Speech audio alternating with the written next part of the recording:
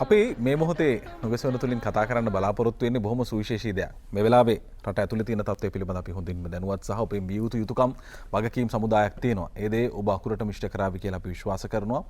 ඒ සියලු දේ අතරේ පහුගිය කොවිඩ් කාලවකවානුව ඇතුළතදීත් විශ්‍රාම වැටුප කියන්නේ බොහෝ දෙනෙක් දැස් දල්වාගෙන බලාගෙන ඉන්න හැමෝටම ලැබිය යුතු තියෙන හිමිකම ඒ දේ පිළිබඳ බොහෝ දෙනෙක් බොහොම ලොකු විශ්වාසයෙන් ඉන්නවා. පහුගිය කොවිඩ් සමයේ ඇතුළත ඔබට මතක ඇති විශ්‍රාම වැටුප ගෙදරටම ගෙනත් දෙන්න ඒ වගේම විශ්‍රාම වැටුප කිසිදු ආකාරයේ ගැටලුවකින් තොරව ඔබට දෙන්න බොහොම ලොකු කැපකිරීමක් වුන් කරා. ඒ නිසා අද දවසේදී අපි විශේෂයෙන් ඔවුන් කැඳවගන්නේ නුගසෙවණට කතා කරන්න. හෙට දවසේදී ජාතික විශ්‍රාම දිනය නියමිතව තිබෙන විශ්‍රාමික දිනය. ඒත් එක්ක සමගාමීව දැවැන්ත වැඩ කටයුතු රාශියක් සංවිධානය කරලා තිබුණා. හැබැයි ප්‍රශ්නේ තියෙන්නේ මේ වෙලාවේ රටේ තියෙන තත්ත්වයට අනුගතව අපි හැමෝම වැඩ කරන්නට ඕනේ. ඒ නිසා ඒ සමහර දේවල් මේ වෙලාවේ වෙනස් කරගන්න සිද්ධ වුණා. හැබැයි විශ්‍රාමිකයන් වෙනුවෙන් නොනැසී අඛණ්ඩව මේ තරම් සහන දෙන රාජ්‍යයක් වෙනවා නම් ඒ අපේ රට තමයි. ඒ නිසා විශ්‍රාමික ජනතාව වෙනුවෙන් බොහෝම ආදරයෙන්, ගෞරවයෙන්, කරුණාවෙන් රැකබලා ගන්න රටක් වේද අනිකුත් රාජ්‍යයන් එක්ක සංසන්දනය කරද්දී ලංකාවට බොහෝම ඉහළ ගෞරවයක් තියෙනවා. ඒ හින්දා අපි අද දවසේ ආරාධනා කළා. මොකද මේ බලන අපිත් එක්ක ඉන්න බොහෝ පිරිසකට අදාළයි මේක, බොහෝ පිරිසකට දැනෙනවා මේක. ඒ නිසා විශ්‍රාම වැටුප හිමි සහ විශ්‍රාම වැටුප ඉදිරියේදී හිමිවන්නට නියමිත මේ හැමෝටම මේ අද පැයක කතා බහ බොහොම වටිනවා. ඒ නිසා තමයි නුගසෙවණ තුලින් අපි මේ කතා බහ ඔබ වෙත තිලින කරන්නේ. අපි බොහොම ගෞරවණීය තු ආරාධනා කළ අද දවසේදී විශ්‍රාම වැටුප් අධ්‍යක්ෂ ජනරාල්තුමන් ජගත් ඩයස් මහතාට. ආයුබෝවන් අධ්‍යක්ෂ ජනරාල්තුමනි. ආයුබෝවන්. බොහොම ගෞරවයෙන් ජාතික රූපවාහිනියට පිළිගන්නවා. මේ මුලින්ම අහන්න තිබිච්ච දේ තමයි ඇත්තටම මේ ලංකාවේ බොහෝම විශාල ප්‍රමාණයක් ඉන්නවා. ලෝකෙත් එක්ක ගත්තහමත් ලංකාව ගැන විශේෂයෙන් කතා කරනවා මේ විශ්‍රාම වැටුප නිසා. ඇත්තටම අපි විශේෂයි නේද? ලෝකයේ අනිත් රටවල් එක්ක බලනකොට. ඔව් ශ්‍රී ලංකාව ගත්තොත් රාජ්‍ය සේවය අනිකුත් රටවල් වල ජනගහනයට සාපේක්ෂව විශාල සංඛ්‍යාවක් රජයේ සේවකයන් සිටිනවා. අපි දැනට බැලුවොත් ආසන්න වශයෙන් විශ්‍රාම වැටුප් හිමි රාජ්‍ය නිලධාරීන් ඉන්නවා ලක්ෂ 12කට ආසන්න ප්‍රමාණයක්. ඒ වගේම සේවක අර්ථසාධක අරමුදල් හිමි රාජ්‍ය නිලධාරීන් ඉන්නවා ලක්ෂ 3මාරකට 4කට ආසන්න ප්‍රමාණයක්. එහෙන් බැලුවොත් කුමන ආකාරයේ හෝ විශ්‍රාම වැටුප් ප්‍රතිලාභයක් හිමි රාජ්‍ය සේවයේ ලක්ෂ 16කට ආසන්න වෙලා තියෙනවා ශ්‍රී ලංකාවේ. ඒක අනෙකුත් රටවල ජනගහන අනුපාතයත් එක්ක බැලුවොත් ලොකු ප්‍රමාණයක් කියලා තමයි සලකන්නේ. මෙහෙම දෙන්න පුළුවන්කම තියෙනවා. දැන් මොකද ලෝකේ ගොඩක් රටවල් ඔබ අපි හොඳින් දන්න දේ තමයි මේ සමාජ ආරක්ෂණය කියන දේවල්. එහෙම නැත්නම් විශ්‍රාම වැටුප් කියන දේවල් පුළුවන් තරම් අයින් කරනවා. මේක රජයට ලොකු බරක්. විශ්‍රාම ගත්තායින් පස්සේ දවසේ ඉඳලා මේ දේවල් ගෙවීම නතර කරන්න පුළුවන් නම් ඒක තමයි හොඳම දේ. හැබැයි අපි එහෙම නෙමෙයි. අපේ රට මේ හොඳින් රැකබලා ගැනීම සිද්ධ කරනවා. මේ විශ්‍රාම වැටුප කියන එක බරක් නෙමෙයිද රජයට?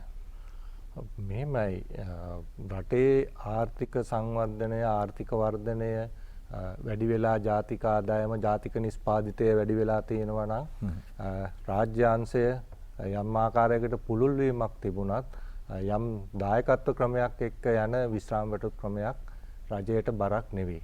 ඒක පවත්වාගෙන යන්න පුළුවන්. අනික් අතින් සෑම රටක්ම සමාජ ආරක්ෂණය කියන ඒ සංකල්පය යටතේ විවිධ ආකාරයෙන් ජනතාව රැකබලා ගන්න කටයුතු කරනවා.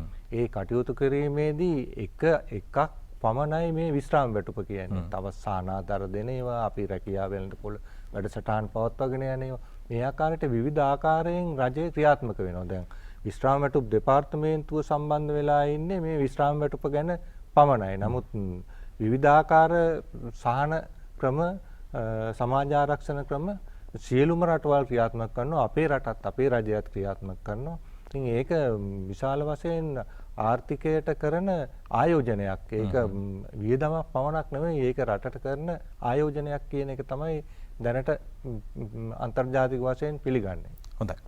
අපත් එක්ක ඉන්න ආදරණීය අම්මලා තාත්තලා ඉන්නවා. ඒ වගේම සහෝදර සහෝදරියෝ මේ හැමෝම විශ්‍රාම වැටුප කියන දේ පිළිබඳ බොහොම ලොකු බලාපොරොත්තුවකින් ඉන්නවා. සාමාන්‍යයෙන් රජයේ රස්සාවක් කියන දේ පෞද්ගලික අංශයේ කොච්චර වැටුප් තිබ්බත් රජයේ රස්සාවකට යන එක බොහොම හොඳයි කියලා කවුරුත් තීරණය කරන්නේ මේ විශ්‍රාම වැටුපත් එක්ක. ඒ හින්දා මේ හැමෝටම වැදගත් වේවි අධ්‍යක්ෂ ජනරාල්තුමනි විශ්‍රාම වැටුප් ඉතිහාසය පිළිබඳ ටිකක් කතා කළොත්. අපි මුලට ගියොත්.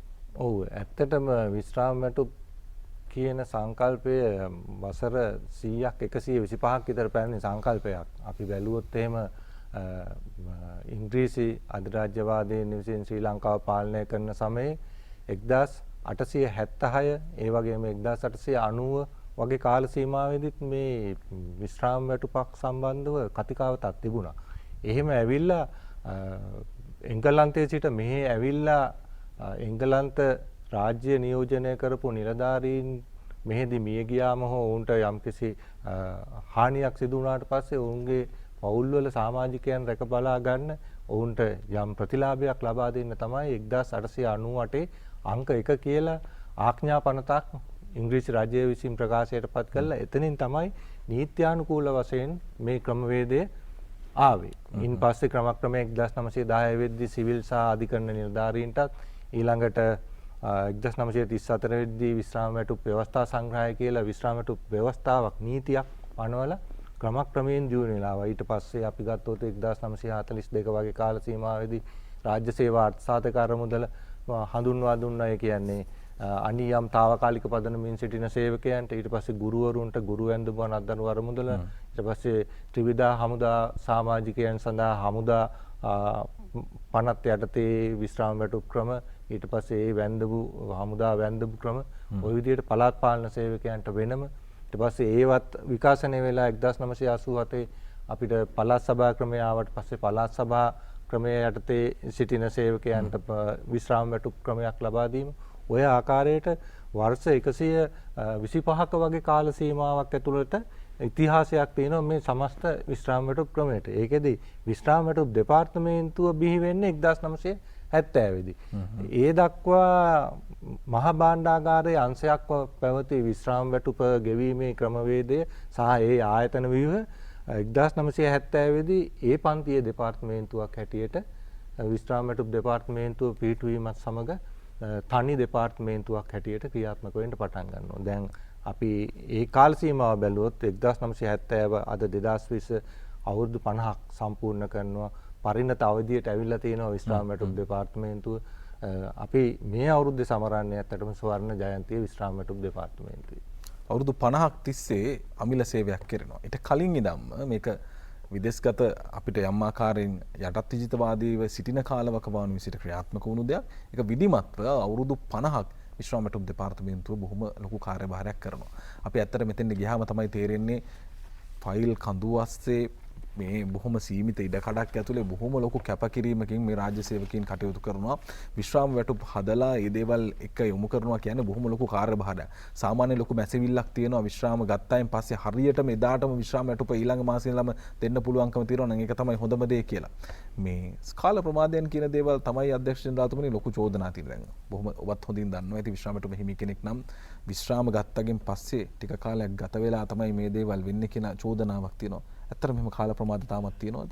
ඔව් මෙහෙමයි. දැන් විශ්‍රාම වැටුප් දෙපාර්තමේන්තුවේ හැටියට අපේ සම්බන්ධ වෙලා තියෙනවා සියලුම රාජ්‍ය ආයතන සමග. සේවකයෝ ඉන්නේ අදාළ ආයතනවල.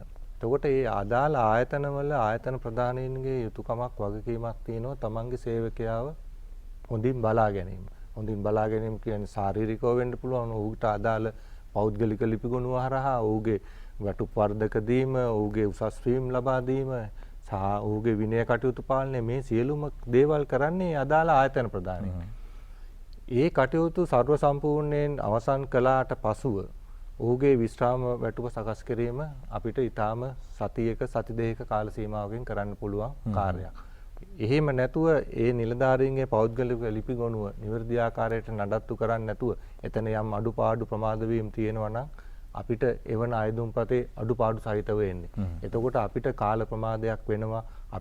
අපි රජයට වගකීමට පාර්ලිමේන්තුවට බැඳී සිටිනවා නිවැරදි මුදල නිවැරදි විශ්‍රාමිකයාට නිවැරදි ආකාරයට ගෙවන්න. ඉතින් අපි ඒකට උපරිමයෙන් දායක වෙලා ඉන්නවා. අපි නිවැරදි තොරතුරු අරගෙන තමයි අපි විශ්‍රාම වැටුප ගණනය කරන්නේ. ඉතින් ඒකට තොරතුරු මදි නම් අනිවාර්යයෙන්ම නැවත විමසීමක් වෙනවා.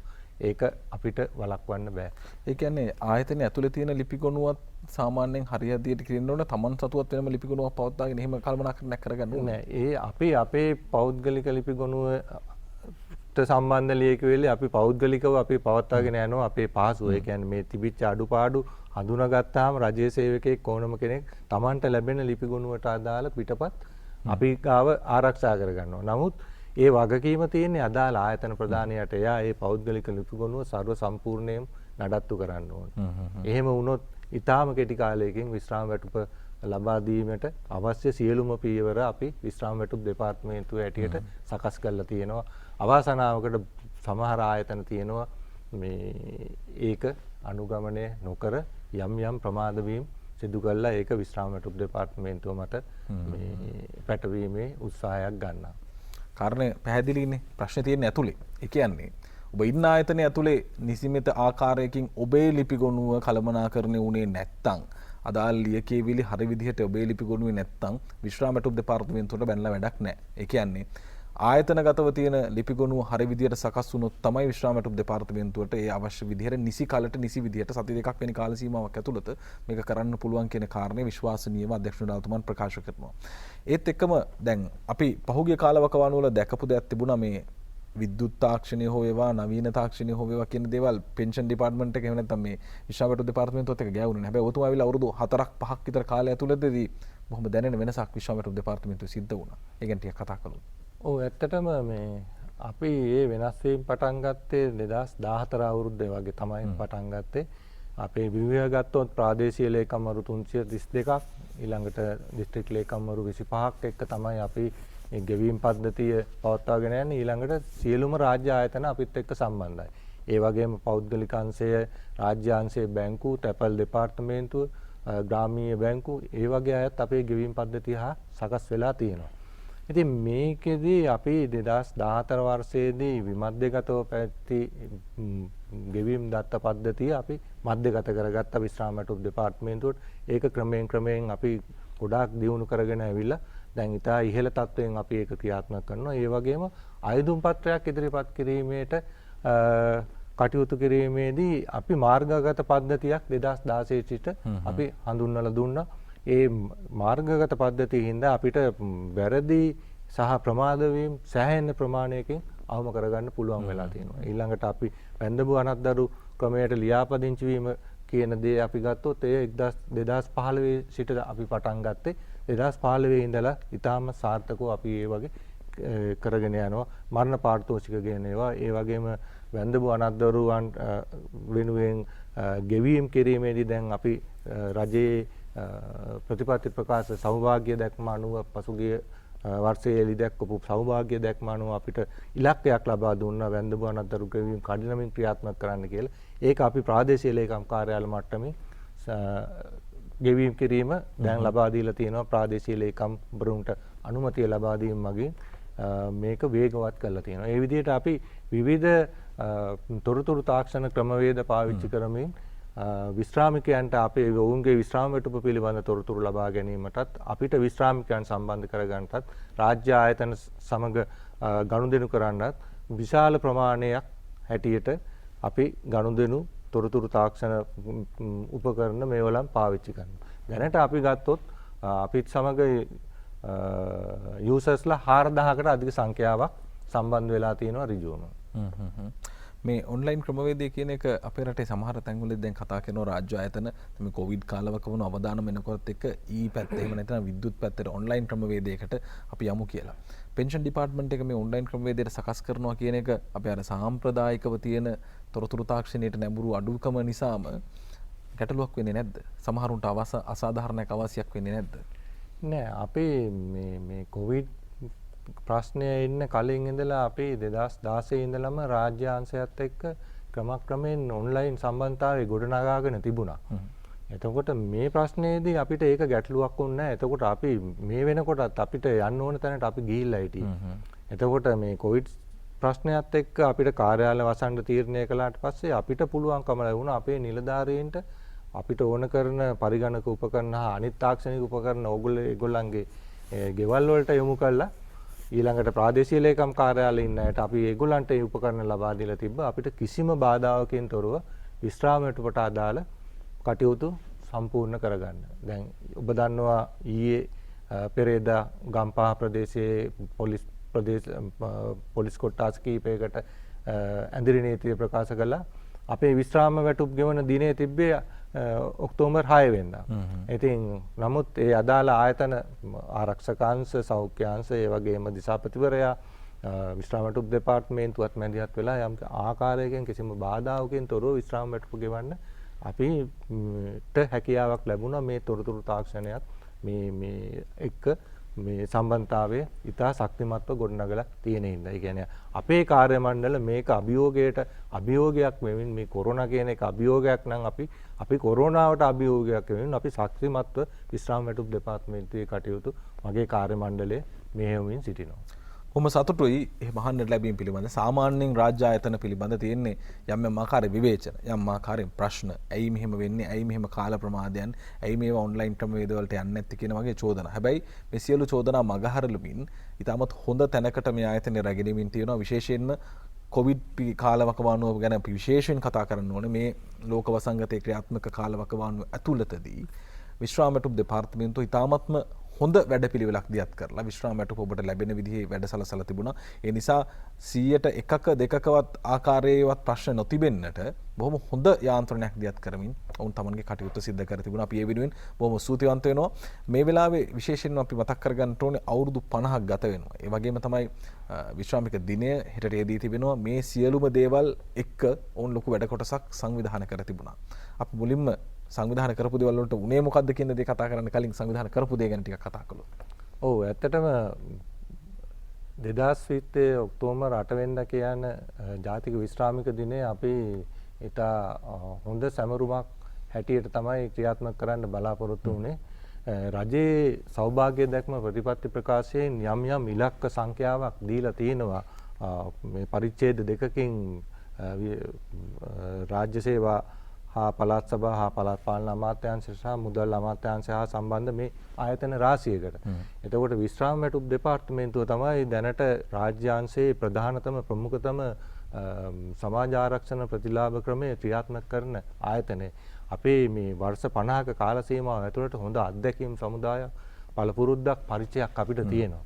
ඉතින් අපි කල්පනා කළා මේ වර්ෂ 50 ස්වර්ණ ජයන්තියත් සමගම අපි අපේ යෝජනාවලියක් අදහස් සමුදායක් රජයේ ප්‍රතිපත්ති සම්පාදකයන්ට ලබා දෙන්න මේ ඉදිරියේදී කොහොමද මේ විශ්‍රාම වැටුප් ක්‍රමවේදය සමාජ ආරක්ෂණ ක්‍රමවේදය ක්‍රියාත්මක කළ යුත්තේ කියන එක. හොඳයි. අපි තවදුරටත් කතා කරමු. අපි කතා කරමින් සිටින්නේ විශ්‍රාම වැටුප් අධ්‍යක්ෂ ජෙනරාල්තුමන් ජගත් දෑස් මහතා සමගින් අවුරුදු 50ක් පෙරෙනවා විශ්‍රාම වැටුප් දෙපාර්තමේන්තුවට. ඒත් එක්කම උන් සංවිධානය කරපු අලුත් දේවල් තියෙනවා. උන් ඉදිරියට ක්‍රියාත්මක කරන්න බලාපොරොත්තු වෙන දේවල් තියෙනවා. ඒ පිළිබඳව කතා කරමු. විශ්‍රාම වැටුප් අධ්‍යක්ෂ ජෙනරාල්තුමන් ජගත් දෑස් මහතා සමගින් අපි කතා කරමින් ඉන්නේ. ඉතිහාසය මේ වෙද්දී අලුත් ජීවයක් එක්ක ක්‍රියාත්මක වන විශ්‍රාම වැටුප් දෙපාර්තමේන්තුව කාල ප්‍රමාදයක් නැති වෙලා තියෙනවා නම් ඒකට හේතුව ආයතනය නෙමෙයි ඔබේ ආයතනයේ ඇතුලේ පෞද්ගලික ලිපිගොනුව හරියාකාරයෙන් කළමනාකරණය කළ නැත්නම් ඒක තමයි ප්‍රශ්නේ. ඒ නිසා යම් විදිහකින් බලකිරීමක් හෝ චෝදනාවක් එල්ල කරනවා නම් කරන්න ඕනේ ඔබ ඉන්න පැත්තටම තමයි. ඒ නිසා සති දෙකක් ඇතුළතදී විශ්‍රාම වැටුප ලබා දෙන්න පුළුවන් විශ්‍රාම වැටුප දෙපාර්තමේන්තුවට නියමිත ආකාරයෙන් ලිපිගොනුව ලැබෙනවා නම්. ඒ වගේම මේ වෙද්දී 1970 ඉඳලා අවුරුදු 50ක කාලවකවානුවක් විශ්‍රාම වැටුප දෙපාර්තමේන්තුවට ගත වෙලා තියෙනවා. ඒ ගත වුණු කාලවකවානුව ඇතුළතදී ඔවුන් විශේෂම කටයුත්තකට සූදානම් වෙලා තිබෙනවා. නමුත් මේ අවසනාවන්ත වූ ඇතිවුණු තත්ත්වයේ මත පදනම්ව සමාජ දුරස්ථකරණය ඇති කරගත යුතු නිසාවෙන් ඒ සංවිධානය කරපු ඇතැම් ක්‍රියාකාරකම් මේ වෙද්දී ක්‍රියාත්මක කරන්න බැරි තැනට ඇවිත් තියෙනවා. හැබැයි ඒ වැඩේ විය යුතු දේ සිද්ධ වෙමින් පවතිනවා. මොනවද ඉදිරියේදී යෝජනා බවට දැන් ඔබතුමා මම හිතන්නේ විශේෂ වැඩසටහනක් ක්ලාස් කරගෙන හිටියා. මම විද්වත් කමිටු සංවිධාන විද්වත් පිරිසක් එකතු කරගෙන අපි ගැන ටික පැහැදිලි කරොත්. ඔව් දැන් අපි ඔක්තෝබර් 8 වෙනිදා ජාතික විශ්‍රාම දිනයේ සැමරුමත් එක්ක අපි සූදානම් කළේ තාක්ෂණික වැඩමුළුවක් උදේවරුවේ වෝටර්ස් එජ් ආයතනයේ. දැන් මේ පැවති තත්ත්වය අනුව අපිට ඒක අහෝසි කරන්න වුණා, අවලංගු කරන්න වුණා. ඒක අපි ඉදිරි දිනයක කෙසේ වෙතත් අපි ඉදිරි දිනයක ඒක පවත්වීමට අපි ඒ යහපත් තත්ත්වයක් රටේ ඇතුව වහම ඒ පැවැත්වීමට කටයුතු කරනවා. ඒකම සවස් වරුවේ අපි සූදානම් කළා ජාතික උත්සවය පවත්වන්න අපේ ගරු අමාත්‍යතුමන්ලගේ ප්‍රධානත්වයෙන්. ඒදී අපි බලාපොරොත්තු වුණා අවුරුදු 50 සැමරීම ස්වර්ණ ජයන්තිය සැමරීම උදෙසා මුද්දරයක් නිකුත් කරන්න මුල් දින කවරයක් සමග තැපැල්පතිතුමා සමග අපි ඒක සූදානම් කරලා තියෙනවා. ඒ වගේම ශ්‍රී ලංකා විශ්‍රාම කියලා විශ්‍රාම වැටුප් දෙපාර්තමේන්තුවේ කටයුතු කාර්යභාරය වගකීම් සම්භාරය සම්බන්ධයෙන් ග්‍රන්ථයක් එළි දක්වන්න අපි සූදානම් කරලා තිබ්බා. මගේ කාර්ය මණ්ඩලයේ අතිරේක අධ්‍යක්ෂ ජෙනරාල්වරයා ඊළඟට අධ්‍යක්ෂවරුන් අනිකුත් කාර්ය මණ්ඩලයේ මේ සියලු දෙනාම යහුසුලුව සූදානම් වෙලා ඒ ග්‍රන්ථය අපි නිම කළා තියෙනවා ඒ ග්‍රන්ථ ශ්‍රී ලංකා විශ්‍රාම කියන ග්‍රන්ථයේ එලි දැක්වීම අපි සම්පූර්ණ කරනවා. ඒ වගේම අපිට සෞභාග්‍ය දැක්ම ප්‍රතිපත්ති ප්‍රකාශය හා එකඟ වෙමින් හා ඉදිරියට යමින් අපි සැමට විශ්‍රාම කියන යෝජනාවලියක් අපි සකස් කරලා තියෙනවා. ඒ යෝජනාවලියට අවශ්‍ය මාර්ගෝපදේශ සහ අනිකුත් මඟ පෙන්වීම ලබා ගැනීම තමයි අපි අර තාක්ෂණික වැඩමුළුවෙන් අපි උත්සාහ කළේ. නමුත් අපි මේ යෝජනාවලියත් මූලික යෝජනාවක් හැටියට ඉදිරිපත් කිරීමට හෙට දිනේදී අපි සූදානම් කරලා තියෙනවා. ඉතින් අපි ආරාධනා පත්‍රයවල සැලකිය යුතු සංඛ්‍යාවකට අපි දැනුම් දීලා තිබ්බා මෙන්න මේ වැඩසටහනට අපිට සහභාගී වෙන්න කියලා. අපි කනගාටු වෙනවා. නමුත් අපි ඒ අයට දැනුම් දුන්නා රටේ පවතින තත්ත්වය අනුව මේ වැළැක්විය නොහැකි. ඒ හින්දා අපි මේ පැවැත්වීම නවත්තලා මේක කල් දාලා නැවත දිනයක පවත්වනවා කියලා අපි දැනුම් දීමකුත් සිදු කළා. හොඳයි. ඒ විදිහේ වැඩපිළිවෙලක් සකස් වෙලා තියෙනවා.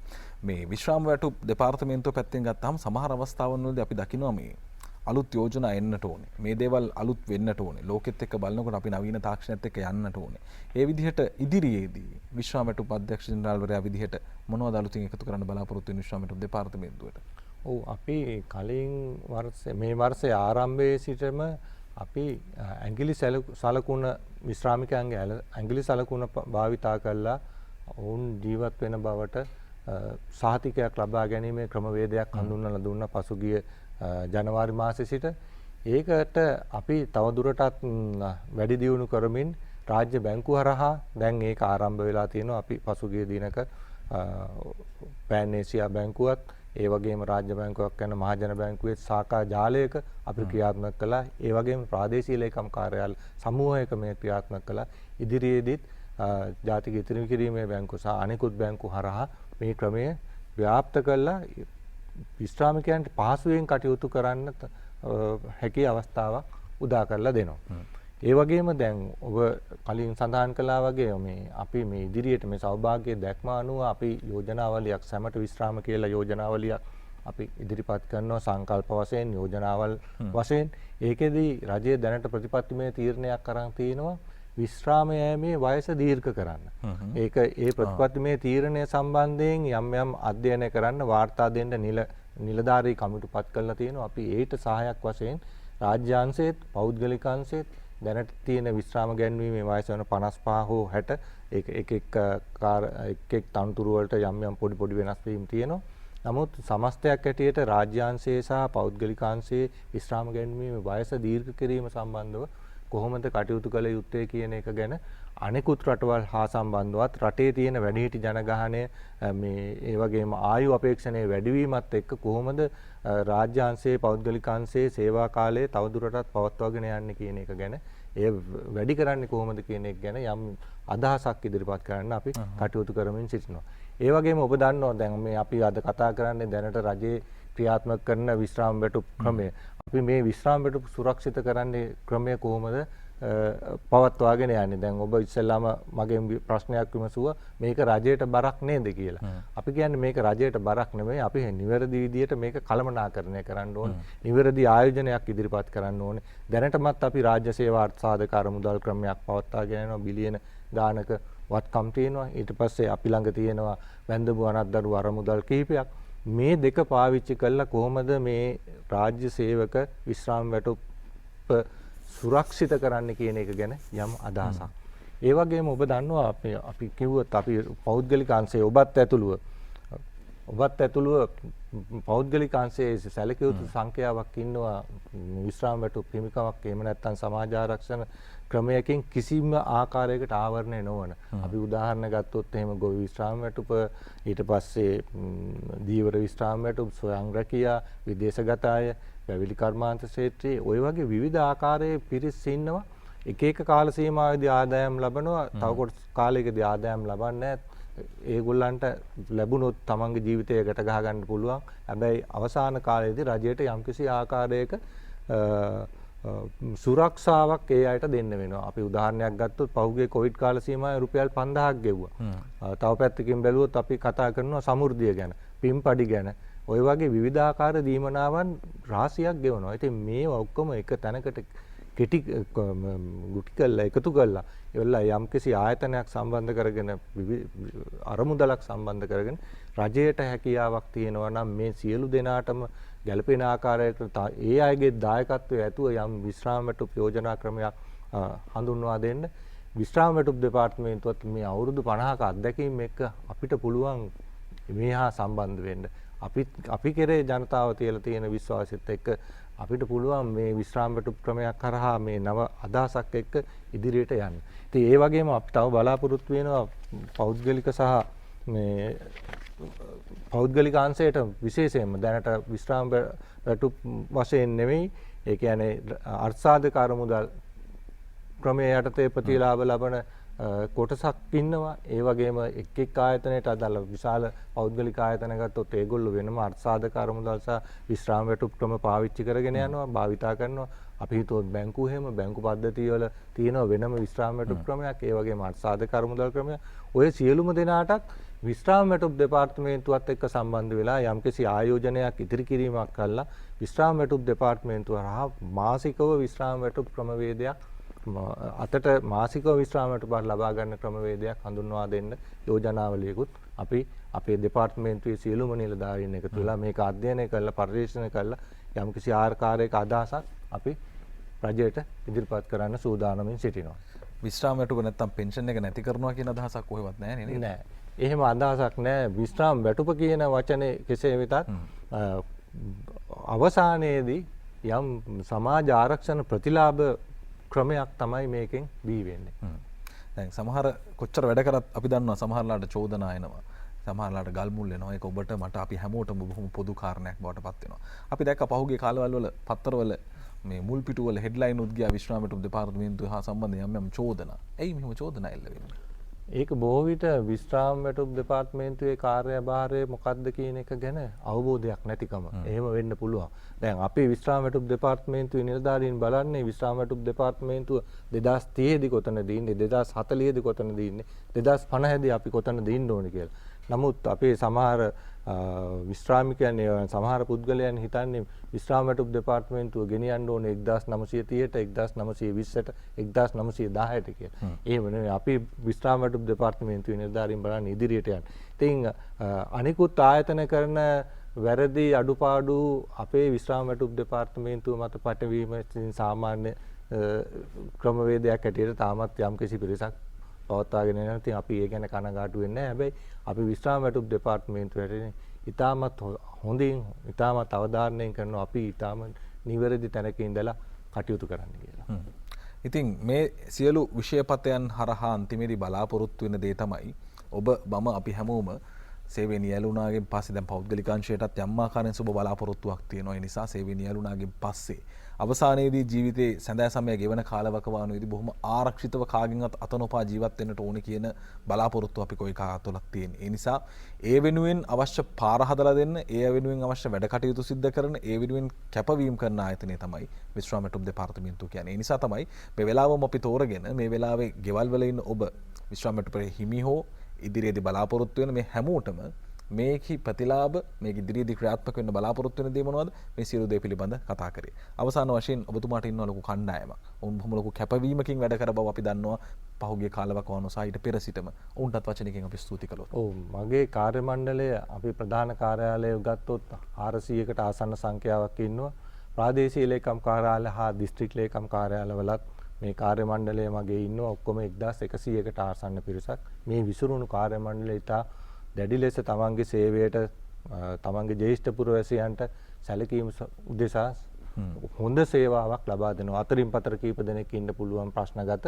නමුත් 99%ක්ම ඉතාම හොඳ සේවාවක් සලසන නිලධාරීන්. විශේෂයෙන්ම අපි ප්‍රධාන කාර්යාලය ගත්තොත් ඔබ දන්නවා මේ අර්බුදකාරී මේ කොරෝනා වෛරසය සම්බන්ධ කටයුතු කිරීමේ කාල සීමාවේදී කාර්යාල වසා තිබුණා. නමුත් මේ සියලුම දෙනා අත්‍යවශ්‍ය සේවාවන් හැටියට සලකලා ඇවිල්ලා කටයුතු කළා. විශේෂයෙන් මගේ අතිරේක අධ්‍යක්ෂ ජෙනරාල්වරයා පත්මප්‍රිය, ඒ වගේම අධ්‍යක්ෂවරුන් හැටියට කටයුතු කරපු බුද්ධික මහතා, රුසිත මහතා, ඊළඟට අපේ ප්‍රධාන ගණකාධිකාරීවරුන් ගණකාධිකාරීවරයන් හැටියට කටයුතු කරන අපේ දිල්හානි, ඊළඟට දිල්හානි මේ ඔය විදිහට මගේ නිලධාරීන් කණ්ඩායම, ඊට පස්සේ විශ්‍රාම වැටුප් නිලධාරීන්, එතකොට කළමනාකරණ සහකාර සංවර්ධන නිලධාරීන් ඒ වගේම අපේ කියන ඩොකියුමන්ට් ඇසිස්ටන්ට් කියලා ඉන්න කොටසක් ඊළඟට කාර්යාල සේවක රියදුරන් මේ සියලුම දෙනාම එකම කණ්ඩායමක් ඇටියට මේ අභියෝගයට අභියෝගයක් වෙමින් අපි ඉතා හොඳින් අපේ රාජකාරිය ඉටු කරමින් මේ ජ්‍යෙෂ්ඨ පුරවැසියන්ට අවශ්‍ය